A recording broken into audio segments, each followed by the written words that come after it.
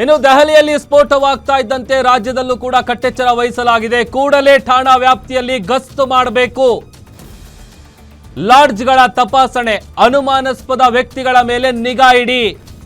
ಅಂಥವ್ರೇನಾದ್ರೂ ಕಂಡು ಬಂದ್ರೆ ವಶಕ್ಕೆ ಪಡೀರಿ. ಲಾಡ್ಜ್ನಲ್ಲಿ ತಂಗಿರೋ ಹೊರ ರಾಜ್ಯದವರ ವಿಚಾರಣೆಗೆ ಸೂಚನೆಯನ್ನ ಕೊಡಲಾಗಿದೆ. ಇದರ ಜೊತೆಗೆ ರಾತ್ರಿಯೂ ಕೂಡ ಗಸ್ತು ಹೆಚ್ಚಳ ಮಾಡುವಂತೆ ಸೂಚನೆಯನ್ನ ಕೊಡಲಾಗಿದೆ.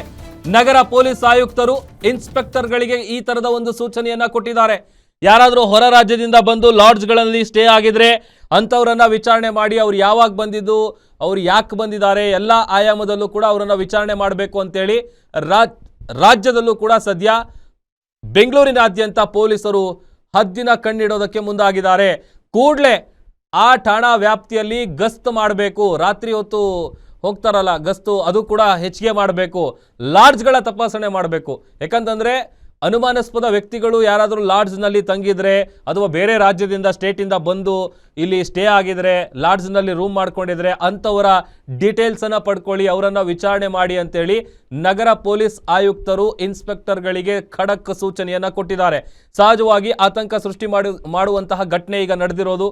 ಹಾಗಾಗಿ ಕಂಪ್ಲೀಟ್ ಆಗಿ ರಾಜ್ಯದಲ್ಲೂ ಕೂಡ ಕಟ್ಟೆಚ್ಚರ ವಹಿಸೋದಕ್ಕೆ ಸೂಚನೆಯನ್ನ ಕೊಡಲಾಗಿದೆ.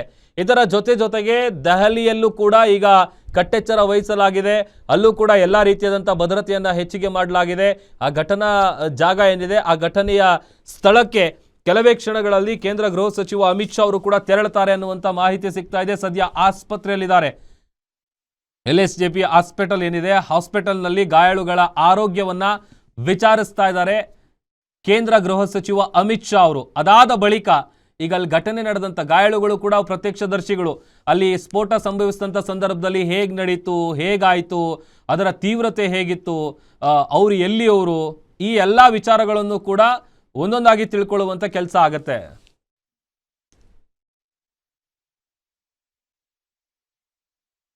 ಈ ಬಗ್ಗೆ ಮತ್ತಷ್ಟು ಡೀಟೇಲ್ಸ್ ಅನ್ನ ಕೊಡ್ತಾರೆ ನಮ್ಮ ಮೆಟ್ರೋ ರಿಪೋರ್ಟರ್ ಚರಣ್. RSS ಕಚೇರಿಯಿಂದ ಲೈವ್ ಜಾಯ್ನ್ ಆಗ್ತಾ ಇದ್ದಾರೆ. ಚರಣ್, ಒಂದು ಕಡೆ ದೆಹಲಿಯಲ್ಲಿ ಸಂಭವಿಸಿದಂತಹ ಈ ಸ್ಫೋಟ ಏನಿದೆ, ಆ ಸ್ಫೋಟದ ಹಿನ್ನೆಲೆಯಲ್ಲಿ ರಾಜ್ಯದಲ್ಲೂ ಕೂಡ ಕಟ್ಟೆಚ್ಚರ ವಹಿಸಲಾಗಿದೆ. ಲಾಡ್ಜ್ಗಳ ತಪಾಸಣೆ ಮಾಡಬೇಕು, ಹೊರ ರಾಜ್ಯದಿಂದ ಬಂದು ಸ್ಟೇ ಆಗಿರೋರನ್ನ ವಿಚಾರಣೆ ಮಾಡಬೇಕು ಅಂತ ಏನೆಲ್ಲ ಸೂಚನೆಗಳನ್ನ ಕೊಡಲಾಗಿದೆ?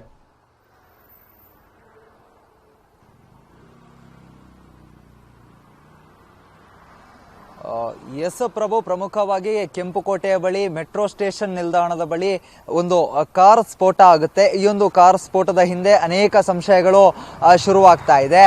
ಒಂದು ಕಡೆ ಕಾರ್ ಸ್ಫೋಟ ಆಯ್ತಾ ಅಥವಾ ಬಾಂಬ್ ಏನಾದರೂ ಸ್ಫೋಟ ಆಯ್ತಾ, ಇದರಲ್ಲಿ ಶಂಕಿತ ಉಗ್ರರ ಏನಾದರೂ ಒಂದಿಷ್ಟು ಕೈವಾಡಗಳಿದೆಯಾ ಅನ್ನುವಂತಹ ಒಂದಿಷ್ಟು ಅನುಮಾನಗಳು ಶುರುವಾಗಿದೆ. ಅದಾದ ಬಳಿಕವೇ ಈ ನಾಳೆ ಬಿಹಾರ್ ಎಲೆಕ್ಷನ್ ಇರೋದ್ರಿಂದಾಗಿ ಒಂದಿಷ್ಟು RSS ಕಚೇರಿಗಳನ್ನ ಕೂಡ ಟಾರ್ಗೆಟ್ ಮಾಡಬಹುದು ಅನ್ನುವಂತಹ, ಯಾಕಂತ ಹೇಳಿದ್ರೆ ಈಗ ಪ್ರಸ್ತುತ ಈ ಒಂದು RSS ವಿಚಾರ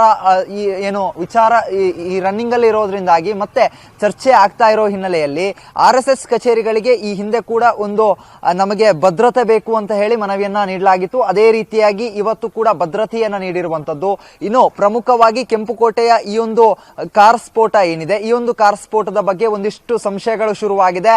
ಒಂದು ಕಡೆಯಲ್ಲಿ ಬಾಂಬ್ ಸ್ಫೋಟ ಆಯ್ತಾ ಅಥವಾ ಈ ಕಾರ್ನ CNG ಸಿಲಿಂಡರ್ ಸ್ಫೋಟ ಆಯ್ತಾ ಅನ್ನುವಂತಹ ಒಂದಿಷ್ಟು ಸಂಶಯಗಳು ಈಗಾಗಲೇ ಶುರುವಾಗಿರುವಂತದ್ದು. ಈ ನಿಟ್ಟಿನಲ್ಲಿ ಈಗಾಗಲೇ ಬೆಂಗಳೂರಿನ ನಗರ ಪೊಲೀಸ್ ಆಯುಕ್ತರು ಒಂದು ಸೂಚನೆಯನ್ನ ಹೊರಡಿಸಿದ್ದಾರೆ. ಬೆಂಗಳೂರಿನ ಪ್ರಮುಖ ಭಾಗಗಳು ಅಂತ ಹೇಳಿದ್ರೆ ದೇವಾಲಯಗಳಾಗಿರಬಹುದು, ಮೆಜೆಸ್ಟಿಕ್ ಬಸ್ ಸ್ಟ್ಯಾಂಡ್ ನಿಲ್ದಾಣ ಆಗಿರಬಹುದು, ಅದೇ ರೀತಿಯಾಗಿ ರೈಲ್ವೆ ನಿಲ್ದಾಣಗಳಾಗಿರಬಹುದು, ಈ ರೀತಿಯಾದಂತಹ ಪ್ರದೇಶಗಳೇನಿದೆ, ಜನರು ಹೆಚ್ಚಾಗಿ ಇರುವಂತಹ ಜಾಗಗಳೇನಿದೆ, ಆ ಒಂದು ಜಾಗಗಳಲ್ಲಿ ಸಂಪೂರ್ಣವಾಗಿ ಬಿಗಿ ಬಂದೋಬಸ್ತನ್ನ ಮಾಡಬೇಕು, ಪೊಲೀಸರನ್ನ ನಿಯೋಜನೆ ಮಾಡಬೇಕು ಅನ್ನುವಂತಹ ನಿಟ್ಟಿನಲ್ಲಿ ಒಂದು ಸೂಚನೆಯನ್ನ ಹೊರಡಿಸ್ತಾರೆ.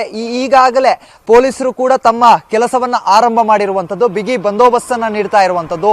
ಸತತವಾಗಿ ಯಾರಾದ್ರೂ ಅನುಮಾನಾಸ್ಪದ ರೀತಿಯಲ್ಲಿ ಓಡಾಡ್ತಾ ಇದ್ದಾರಾ ಅನ್ನೋದನ್ನ ಕೂಡ ಪರಿಶೀಲನೆಯನ್ನ ಮಾಡ್ತಾ ಇರುವಂತದ್ದು. ಒಂದು ಕಡೆಯಲ್ಲಿ ಕಟ್ಟಡದ ಒಂದು ಭಾಗದಿಂದ ಇನ್ನೊಂದು ಭಾಗದವರೆಗೂ ಸೆಕ್ಯೂರಿಟಿಯನ್ನ ನೀಡಿದ್ರೆ, ಮತ್ತೊಂದು ಭಾಗದಲ್ಲಿ ಪೊಲೀಸ್ ಸಿಬ್ಬಂದಿಗಳನ್ನ ಗಮನಿಸ್ತಾ ಇರಬಹುದು.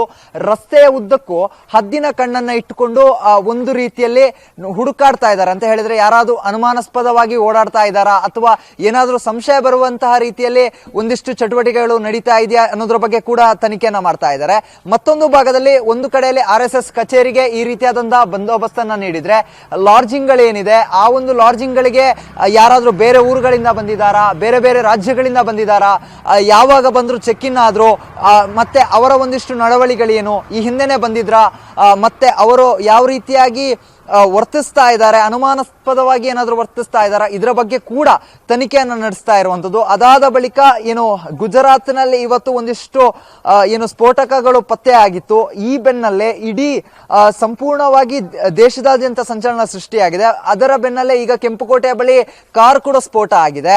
ಈ ಹಿನ್ನೆಲೆಯಲ್ಲಿ ಬೆಂಗಳೂರಿನಲ್ಲಿ ಈ ರೀತಿಯಾಗಿ ಬೇರೆ ರಾಜ್ಯಗಳಿಂದ ರೈಲು ಮೂಲಕ ಯಾರಾದರೂ ಟ್ರಾವೆಲ್ ಮಾಡ್ತಾ ಇದ್ರೆ ಅಂತಹ ಪ್ರಯಾಣಿಕರನ್ನ ರೈಲ್ವೆ ನಿಲ್ದಾಣಗಳಲ್ಲೇ ತಡೆದು ಅವರನ್ನ ಪರಿಶೀಲನೆ ಮಾಡುವಂತಹ ಒಂದು ಸಿದ್ಧತೆಯನ್ನ ಮಾಡ್ತಾ ಇರುವಂತದ್ದು. ರೈಲ್ವೆ ನಿಲ್ದಾಣಗಳು ಮತ್ತೆ ಪ್ರಮುಖ ದೇವಾಲಯಗಳು, RSS ಕಚೇರಿಗಳು ಮತ್ತೆ ಒಂದಿಷ್ಟು ಸಂಘ ಸಂಸ್ಥೆಯ ಕಚೇರಿಗಳೇನಿದೆ ಆ ಒಂದು ಕಚೇರಿಗಳ ಮುಂಭಾಗದಲ್ಲಿ ತುಕಡಿಗಳು ಏನಿದೆ KSRP ತುಕಡಿಗಳನ್ನ ನಿಯೋಜನೆ ಮಾಡಿರುವಂತದ್ದು. ಸದ್ಯ ಇಲ್ಲಿ 22 ಸಿಬ್ಬಂದಿಗಳನ್ನ ನೇಮಕ ಮಾಡಲಾಗಿದೆ. ಅದೇ ರೀತಿಯಾಗಿ ನಗರದ ಅನೇಕ ಭಾಗಗಳಲ್ಲಿ ಕೂಡ ತುಕಡಿಗಳ ವ್ಯವಸ್ಥೆಯನ್ನ ಮಾಡಿಕೊಂಡು, ಅಂತ ಹೇಳಿದ್ರೆ ದೇವಾಲಯಗಳೇನಿರ್ತವೆ, ನಗರದ ಪ್ರಮುಖ ದೇವಾಲಯಗಳು ಯಾವುದಿದೆ, ರೈಲ್ವೆ ನಿಲ್ದಾಣ ಯಾವುದಿದೆ, ಮತ್ತೆ ಜನಸಂದಣಿ ಹೆಚ್ಚಾಗಿ ಓಡಾಡುವಂತಹ ಜಾಗಗಳೇನಿದೆ, ಈ ಒಂದು ಜಾಗಗಳಲ್ಲಿ ಹೆಚ್ಚಾಗಿ ಪೊಲೀಸ್ ನಿಯೋಜನೆಯನ್ನ ಮಾಡಿರುವಂತದ್ದು. ಇಂದು ರಾತ್ರಿಯಿಂದ ಹಿಡಿದು ನಾಳೆ ಮುಂಜಾನೆವರೆಗೂ ಕೂಡ ಹದ್ದಿನ ಕಣ್ಣಿನಲ್ಲಿ ನಮ್ಮ ಪೊಲೀಸ್ ಸಿಬ್ಬಂದಿಗಳು ಒಂದಿಷ್ಟು